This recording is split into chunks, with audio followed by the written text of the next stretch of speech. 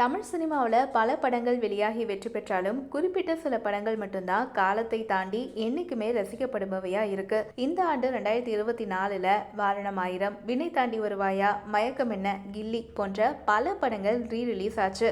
அப்படி ரீரிலீஸ் ஆன சில படங்கள் பத்தி இந்த வீடியோல பார்க்கலாம்.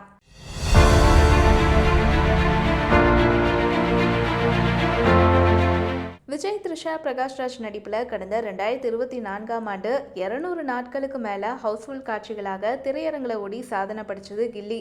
இந்த படம் வெளியாகி 20 ஆண்டுகள் ஆன நிலையில் கடந்த ஏப்ரல் மாதம் ரீரிலீஸ் செய்யப்பட்டு ரசிகர்கள் மத்தியில் வரவேற்பு பெற்றது. தமிழகம் மட்டுமல்லாது வெளிநாடுகளையும் ஹிட்டாகி பாக்ஸ் ஆஃபீஸில் 30 கோடி ரூபாய் ரீரிலீஸில் வசூல் செஞ்சிச்சு. அடுத்து நம்ம பார்க்க போகிற படம் மங்காத்தா. நடிகர் அஜித்துடைய 50வது படம் தான் மங்காத்தா.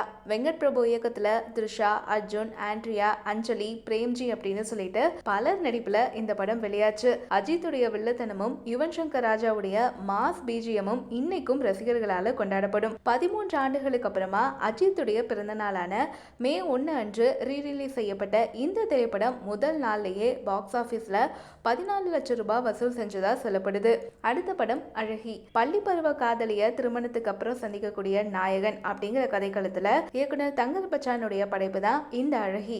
பார்த்திபன், நந்திதா தாஸ், தேவயானி, விவேக், மோனிகா அப்படின்னு பலர் நடிப்புல 100 நாட்களுக்கு மேல திரையரங்குகளில் ஓடி ரசிகர்கள் மத்தியில வரவேற்பு பெற்றது. அழுத்தமான கதைக்களமும் இளையராஜாவுடைய இசையும் இந்த படத்துக்கு பலம். 22 ஆண்டுகளுக்கு அப்புறமா மறுபடியும் கடந்த மார்ச் மாதம் ரீரிலீஸ் ஆச்சு.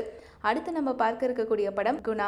நடிகர்கள் கமல்ஹாசன், ஜனகராஜ், ரேகா உள்ளிட்டோர் நடிப்புல சந்தான பாரதி இயக்கத்துல 1991ஆம் ஆண்டு வெளியான திரைப்படம் தான் குணா.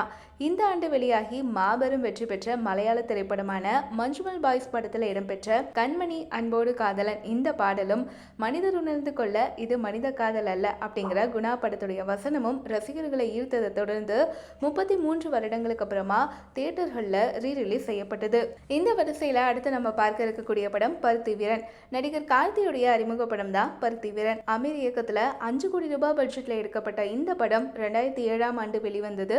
இந்த திரைப்படம் கடந்த மார்ச் மாதம் திரையரங்குகள்ல ரிலீஸ் செய்யப்பட்டது. முதல் படத்திலேயே நடிகர் கார்த்தி தன்னுடைய அழுத்தமான நடிப்பை இந்த படத்துல பதிய வச்சாரு. இந்த படங்கள்ல உங்களுக்கு பிடிச்ச படங்கள் எது அப்படிங்கறத கமெண்ட்ல சொல்லுங்க. இந்த படங்கள் அல்லாது வேறு எந்த படங்கள் அடுத்த வருடம் ரீரிலீஸ் செய்யலாம் அப்படிங்கிற உங்க சாய்ஸையும் எங்க கூட ஷேர் பண்ணுங்க.